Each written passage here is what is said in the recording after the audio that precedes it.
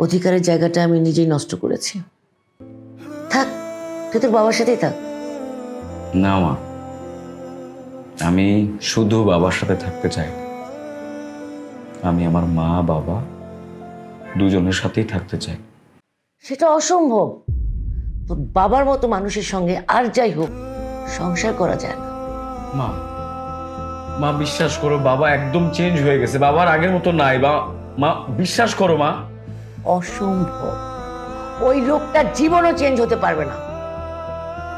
ওই লোকটার মন মানসিকতা সবকিছু এত ছোট, সে কখনো বদলাবে না। মা, মা প্লিজ প্লিজ আমার কথাটা একবার শোনো। তুমি তুমি একটা বার বাবার সাথে দেখা করো, কথা বলো প্লিজ, আমার জন্য একটা বার প্লিজ মা।